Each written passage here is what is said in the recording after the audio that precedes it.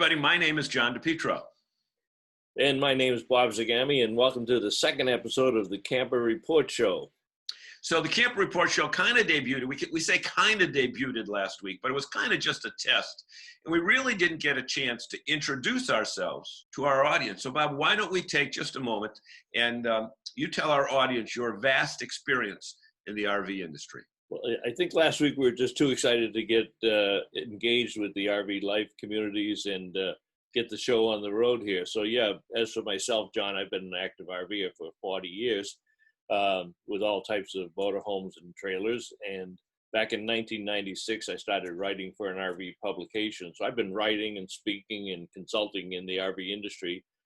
Next year will be 25 years. And another little job that I have on the side there is I also function as the executive director of the New England RV Dealers Association and have a lot of responsibilities to the dealers and the consumers in New England. Yeah, so basically you have the special opportunity to see the industry from both sides, both as a consumer and as someone who's familiar with the manufacturing process, the dealer process, and the retailing process. And that really gives our audience an extra glimpse of what they can expect with RV ownership. Yeah, it's a good point. How about yourself, your background, John? Well, prior to being an RVer, actually even while being an RVer, I have a 20-year career in the radio and TV industry. And I've been RVing now since 2003 when we bought our first motorhome. And here it is, 2020, 17 years later. We're loving it more than ever. And the good part now is we get to bring our grandkids along to join us on all these ventures. Yep, it's a great lifestyle. It's great for family fun and entertainment, but also you get a chance to mix a little bit of business in there every once in a while too. Yeah, that's exactly right. And speaking of business, you know what? We're at the time of the year right now that, again, depending upon where you live, and we understand that this is a national broadcast, but there are people that live in the northern parts of the United States that may not have the capability to keep their RV on the road as much as our friends in Southern California and Texas and, Florida and in the southern states. So Right. We've put together a tip sheet on some ideas on how to start to transition your RV to lesser use. So Bob, you've got number one right there. Why don't you tell us what number one is? Be aware of freezing temperatures mid-October in the Northeast. Well, we tend to think of winter and we try to delay it as long as we can. But I've been camping out as far as Thanksgiving in some years, but some years in October we get an early frost. We had an early frost last week, and so it can come at any time. So as your camping season diminishes and you start to think about putting the unit away, then there are winterizing type things. But these are kind of like the interim step before the full camping season. So look at what you're going to do to get your unit prepared. Mm-hmm. Exactly. And point two is go through your RV, and there's food throughout it. It might just be, you think it's just on the countertops, but go through the cabinets, go through the drawers, go through anywhere that you may have been sitting down and having a bag of chips or two. In my case, a bag of chips or two. Or the bag. Yeah, exactly. The whole bag, right, exactly. But crumbs lead to trouble. And you want to get all those crumbs out of there and wipe it down with some type of sanitizing wipe or a spray bottle of cleaner, because crumbs lead to mice, and mice are trouble. That's true. Number three, we've got to clean the refrigerator out. Take everything out of that refrigerator and the freezer, wipe it all down, get it ready for the next season. But remember to prop it open. Do not keep that unit closed up during the winter, because even though it doesn't have anything in it, the odors will arise. So make sure you prop it up as you would at home. Right, and one of the ways that I prop ours up is I take the inside roll from either a paper towel wrap or toilet paper wrap and put that between the door and the jamb, and I duct tape the outside of it. That keeps it open, but also keeps it air coming through as well. So like you said, keep it open as well. So number four is a very interesting one, and that I'm going to put the link for a video I did several years ago. You want to rinse the undercarriage of your RV. Now, originally I said, do it just if you've been to the beach, but keep in mind that there's a lot of dirt, grease, grime, and crud that can be on the underside of your RV that you don't see in a normal walking by it. So I get a garden hose and one of those circular sprinklers, say that 5 times fast, and start at one end of the RV and just pull it down through the rest of the RV, and it gets the undercarriage of it. So you'll see a link for that here real soon. So clean the undercarriage of your RV. Good point. And number 5 is check your tires. You always want to check them on every trip, but as you get close to the end of the season, you want to check in the age of the tires, because the age, the printed dates on the tire and the limited use of your motorhome or trailer does not suggest longevity in tires. So most people replace them 5-6 years and have them inspected, make sure you don't have any nails in them, any rocks in the treads that you have there. And probably is not a bad idea to talk to your dealer or service center and have the tires rotated also. And I think it's important to point out at this point, Bob, that the amount of tread wear left has nothing to do with the amount of useful life of the tire, because in the RV business, where people probably put on an average of 7,000 to 10,000 miles a year, the tires will rot out before they will wear out. So very, very important, especially if you're a first-time RV owner and you bought a used item, check the birth date on those tires, and every tire store will be able to tell you how old they are. I'm glad you brought that up. That's very important. Well, and you're right, because one of the worst things that can happen is blowout of a tire. And the tire maintenance is the responsibility of the RV owner. That's something that you should be looking at, familiar with, know how to read it out. And if not, make sure you check it with your service center. Mm-hmm. And another thing to do is check your fluid levels. Go inside the hood and check your oil, check your transmission fluid, check your windshield washer fluid. So if you're in a cold temperature, fill that up so that you don't get a freeze within that. And check the oil, because some manufacturers say when the oil is at the end of the season, change it now at the end of the season, as opposed to wait till the start of the new season. Do what your mechanic says, but check your fluids as well. Yep, and then get up on your roof, and if you don't want to do it, again, make sure you have a professional check it, but you want to check your roof a couple of times a year. You want to re-caulk any open cracks that you have up there. And you want to make sure that as you've been going through the campgrounds during the season, you haven't come too close to some low-lying branches that may have punctured a hole in the roof. So it's a very important aspect, because water intrusion is something that you do not want to have on your RV, because it's kind of like going to the dentist. When you get the pain, it's too late. The damage is already done. When you see the leak, something else has been happening. So make sure you check that roof out very carefully. And if you're not going to do it, make sure you have your dealer do it. Mm-hmm. And another thing you want to do is periodically run the generator, even if it's in storage and you have proper ventilation. But run your generator with a load on, meaning put something on, whether it's a toaster or something inside. But run your generator, because generators are meant to run. They're not meant to sit. So you want to periodically run that generator. You know, and if you have a trailer and you have a portable generator, the same thing applies. You just don't take it and stick it in the garage for the winter and take it out again in the spring and hope that everything's all right. You got to check the fluids in the generator. You got to run the portable generator the same amount of time. Take it outside, put a couple of loads on it, and run that 20 minutes a month. Make sure you check your portable generators. Mm-hmm. Okay. Another point is, and it's a topic in itself that we'll get into a little bit later with a professional, is when you winterize, consider doing it at your RV professional dealership or service center. Here's why. Even though you might be a do-it-yourselfer on so many other projects, the first time you own an RV, keep in mind that there are areas that water is in, okay, good water, I'm not mean leaking from the roof, that you might not know about, such as a water heater and certain other areas. There is a lot at stake if you attempt to save $100 and winterize yourself. So we're going to do a special topic on that, but we recommend going to a dealership for that.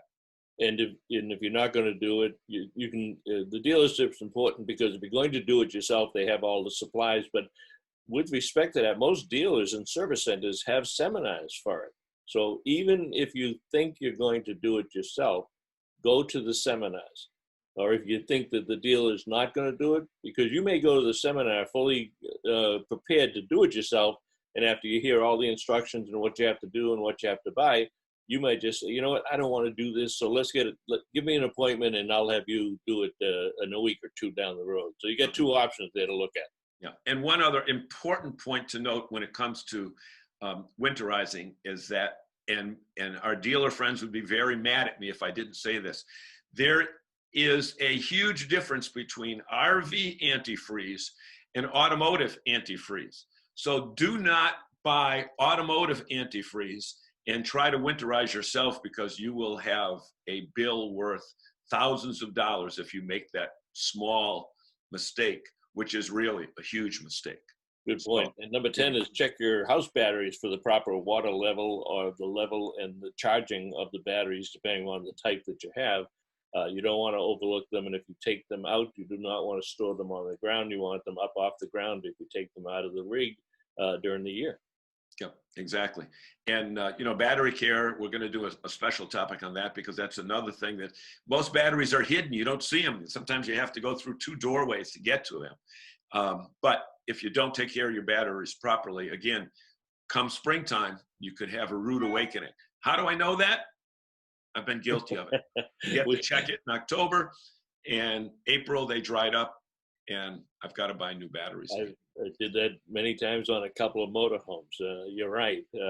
So John, one of the things, and again, we didn't really cover it in detail last week, but the great part about this show is we open up, we're going to give you a little bit of information, industry knowledge, or ideas or news, but then we come up with a couple of interviews each week. So this week, I've got an interview coming up shortly after the break with Janine Pettit, the founder of Girl Camper, who's a rock star with the women in the RV industry, and she's going to be talking about camper collars that many dealers are doing, and the introduction and launch of the very first issue of the Girl Camper magazine, with some exciting news, but we're going to hold that for a couple of minutes. Mm-hmm. And what I'm going to be doing is talking with Jim Conboy from New England RV Roof about specifics about what you need to be doing to prepare your roof for the winter. Real exciting topics. I think in April, we're going to have many more exciting topics about how to prepare for the upcoming season. But you know what? If you don't prepare for the downtime, it's a lot more difficult to prepare for the good times when the springtime rolls around. Right. Especially. So don't go away. Stay tuned for the break. Stick with us, and stick with us every week. And we hope you enjoy the Camper Report Show. And if you have a certain topic that you'd like to discuss, just write to us here in the comments down below. We check them frequently. We promise we'll get back to you. So that does it for this segment. As Bob said, stay with us with more on the Camping Report right after this. All right. Thanks, John. Hey everybody, it's John DePietro, and welcome to this welcome to this edition of Camper Report. And we have a very special topic today, especially because of the time of year that we're dealing with. Whether you have a fifth wheel, whether you have a 45-foot diesel pusher, whether you have a small travel trailer or just a pop-up, one thing that every RV owner has in common is the roof. And today we're talking with Jim Conboy from New England RV Roof. And Jim, we want to talk about some of the precautions that people should be taking when it comes to roof maintenance, because it can be a very expensive repair. Expensive, very expensive. I think the one thing I'll stress to viewers is to periodically get up on your roof and check all the seams and check all the caulking. More so up here in New England. Mm-hmm. With the change in the climate up here, our temperature zone creates a lot of havoc. Mm-hmm. And it's not normally the roof membrane that fails. It's usually the caulking. Okay. So Jim, even though we're on a national basis, regardless of where you live, because Florida has sunshine year-round, and that's sometimes, isn't sunshine more of an issue to be concerned with than cold weather? It is. Sunshine, beating on the roof will dry the caulking. And when the caulking dries, it dries from the outside in, and it starts cracking. And then as you get rain, or even up here, we get snow and ice, that works the cracks more. So, you know, in the temperate zones, annual inspection and then recaulking is always necessary. Always there. Up here in our world, in New England, I tell people you ought to be on that roof every 3 months. And very important, folks, with the number of first-time RV owners with this past year, this year that we're in right now, 2020, there are more new RV owners than ever before. And whether you live in California, where we've got the rainy season, if you live up on the northwest, you know, in the far northwest, you've got the rainy season there. Texas has that blazing heat. And in the middle of the country, just like in the Northeast, you've got those huge temperature swings. So roof care is very important. How about the person who has their RV as a seasonal situation where they keep it in one spot? What are concerns that they have to deal with? You know, not only inspecting the caulking, but clean it. One of the biggest things I see at my own campground, a trailer, an RV will be there for months at a time. It's covered in debris, it's covered in pine needles. Biggest thing I can tell even my fellow campers is clean the gutters. The gutters, if they get clogged, will back up with water. And then right in that seam, there's just a vinyl insert that covers the screws. The water will go in through those screw threads and delaminate the side of the coach. And then it's really expensive. Delamination is a totally separate issue from roof leak. Right. But even more expensive. Yes. Okay. So you want to also, you know, you got that sap and all that stuff that builds up, again, depending upon what kind of trees are above you. The sap builds up, and then as it starts rolling down the side of the coach, it changes all the coloring because, you know, it wreaks havoc on the clear coat, that type of thing. If you have to go up on the roof, Jim, okay, I think it makes sense to think you're not going to wear golf shoes. No. Or high heels. No high heels. Okay. A good pair of sneakers. You have to be careful. You know, if you have an ultralight, some of the ultralights is a non-walkable roof. The only way you can maintain it is with a ladder up on the side, or even some wood that you can span to carry the weight, so you can go up and maintain what needs to be maintained on that roof. Okay, and it's very important that, like skylights, you don't walk on skylights. No. And, you know, we say this stuff, it sounds simplistic, but again, with the number of first timers, we need to err on the side of over telling somebody what to do as opposed to not. Yes, and the thing with these skylights in the vent lids, if you don't have covers on them, they will get very brittle. They'll just shatter as soon as you touch it. So you want to maintain the lids, the caulking. If you have the vent covers, that does give you some added protection with these things. And the other thing is when you're on a roof, I'm not afraid of it because I do it for a living. But you know, you work on some of these fifth wheels. The roof is curved. It's very high. Curved and pitched, slanted and pitched, I should say, right? Always plan the route that you're going to walk on that roof, and always be cognizant of what is around you so that you don't walk through a skylight or fall through it. Okay. Now, let's be very, very clear here that a fall off a roof could be a fatal fall. Oh, yeah. So if you've got to go up for whatever reason, folks, don't go alone. Yes. Have somebody with you, whether they're there to just a spotter, to spot you or whatever. You know, and especially if you're washing your roof, have someone hand you the tools that you need, the hose, so you're not bending over, increasing the risk of that fall. And we don't want to insult anyone, but if you're going to use the roof ladder that comes with the unit, there are weight limits on that. I know I approach the weight limit, okay? And there are people that might think that, oh, wow, if it came with the coach, anybody can go up on it. But again, so we're getting to the time of the year that people in certain parts of the country are putting their units away, and they don't have a big garage, and they don't have indoor storage, and they're going to a big box store and buying those blue tarps. And then they're going to weigh them down with cinder blocks. Good idea, bad idea, don't even think of it, or what? I wouldn't even think of it. Why? First of all, usually the tarp's not going to last the season. It doesn't matter how much you weigh it down, it's just going to rip itself off. Second thing, usually tarps are porous. It will let moisture go through. The moisture will be between the tarp and the roof. Keep refreezing. It'll keep refreezing. It'll do more damage to your caulking. The other thing is it will also grow mold and mildew on there, which has to be cleaned. The other thing I've seen on numerous occasions is critters. Critters will get underneath that and they'll make a habitat of it. Raccoons especially. Protect them from the environment. Exactly.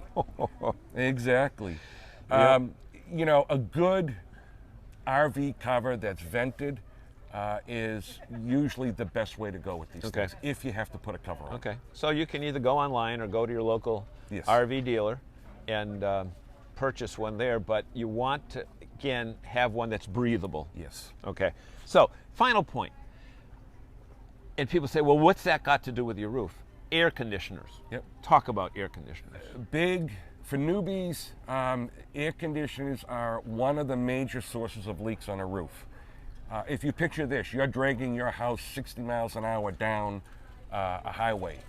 That roof isn't gonna stand up. These RV roofs are made to travel, but when they travel, they flex. All that seals an air conditioner to the roof and to the inside is what they call a compression gasket. It's a $20 piece of foam. There are 4 bolts that hold these on. Annually, it should be inspected that that compression gasket is still maintaining compression by taking the inside flange off, and there's 4 bolts that you might want to tweak a little bit. The other thing is if someone is doing a very long road trip. I recently had a woman come from Alaska to the shop for our roof. 3 of the bolts in her air conditioner were just dangling. There was no compression. Long trips, these are going to vibrate. They will loosen up. The other thing you have to be sensitive to is a gasket on an air conditioner is usually about a 7-year lifespan. It will fail. If the water because of heating, cooling, and it exactly just contracts and compresses, yep. right? And a lot of people, as they tighten them, will tighten them too much. Remember, every air conditioner has a drip tray for the condenser. Yep. So when you're having a humid day, it's gonna sweat water and it has to drain out. If you compress it too much, those drains are gonna be squished against the roof. The water has only one place to go, and that's over the inside, down through the ceiling flange into your living area. So air conditioners are something that people just don't realize. I have to maintain them. And periodic inspection, and if when in doubt, it's a very easy fix to put that compression gasket on, get a new one on. Great. Simple as that. So here's what we've learned in this edition of Camper Report when it comes to roof maintenance. Number 1, check it periodically. If you're a seasonal, clean out the gutters. Yep. First timers, be careful on the roof. Yep. The proper footwear on the roof. Forget blue tarps, don't even talk about them, and have your air conditioner gasket maintained and checked on a regular basis. So, Jim, we want to thank you so much for joining us, and we want to thank you for joining us on this edition of Camper Report. We'll see you again real soon.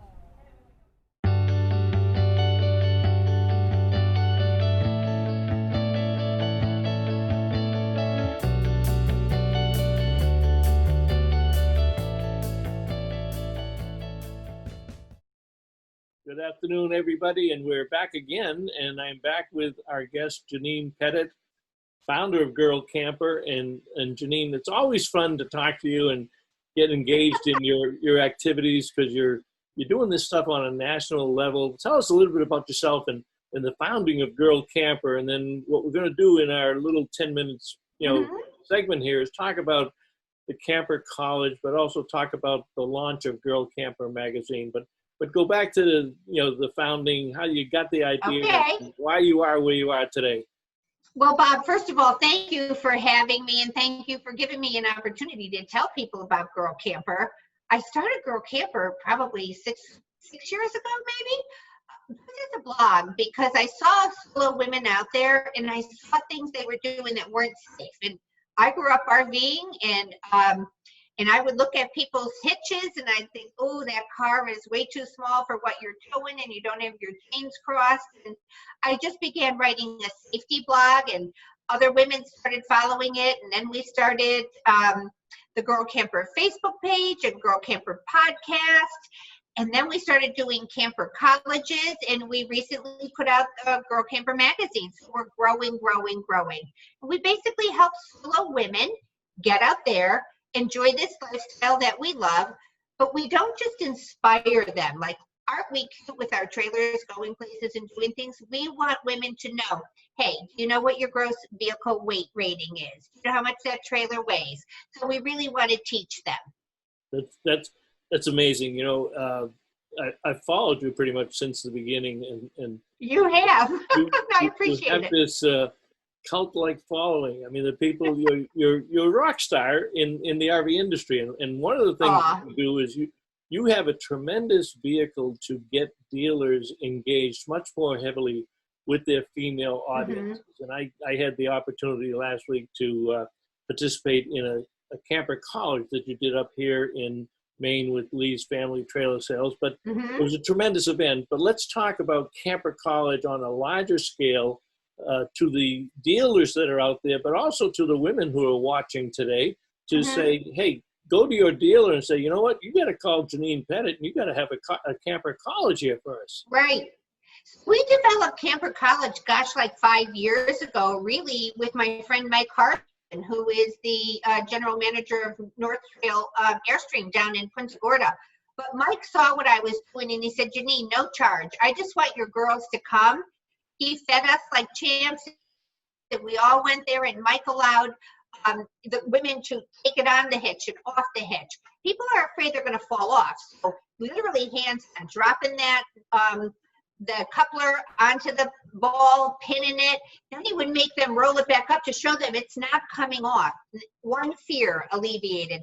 And then Mike would get them on the track behind the dealership and let them go around. They're actually towing for the first time.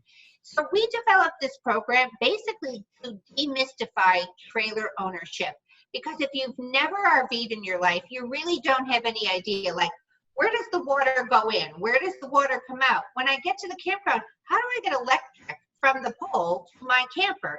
Can I use the air conditioner? When I flush the toilet, where does it go? So we walk them through everything having to do with it, and they all walk away with the same thing. Phew, that's all? I thought it was much harder than this. I think I can do this.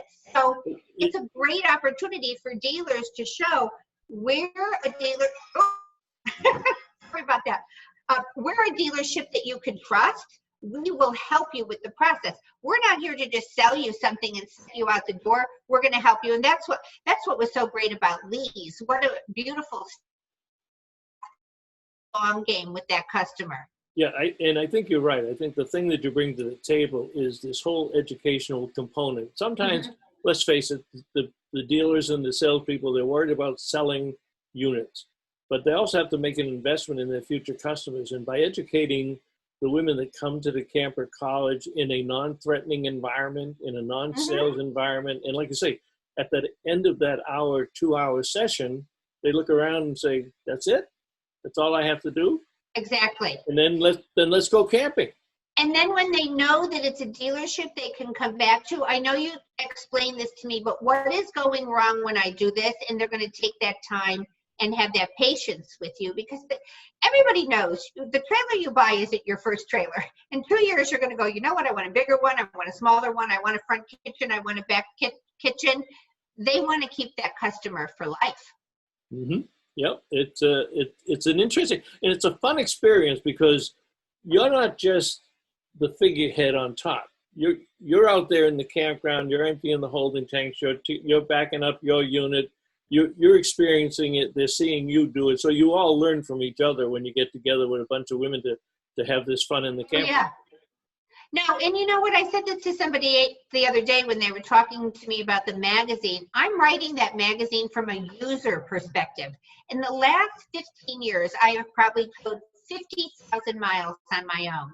Now, everybody knows my husband doesn't like to RV, but when he comes with me, I drive the truck and the trailer from New Jersey to Yellowstone, and he flies in.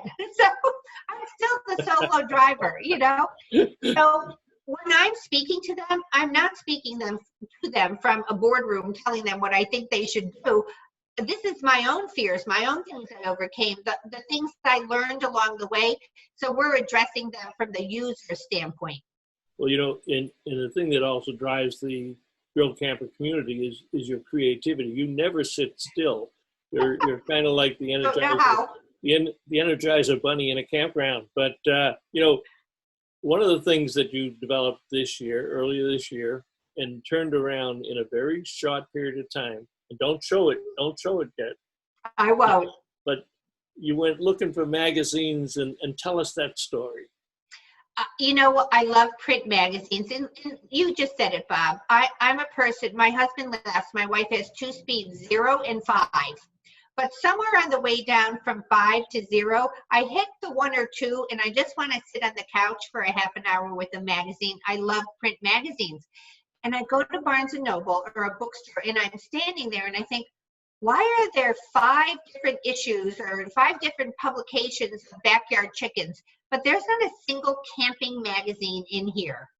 That really is not just about road tripping, but about the gear that we use, about people's personal experiences, about what kind of car we're going to tow it with, about who's doing it. So I had that magazine in my head, and when COVID hit, I just said, you know what? I suddenly have 3 months off. I'm going to make a magazine. Well, we only got a couple of more minutes left, but I want you to, now you put this together in 2 months, right?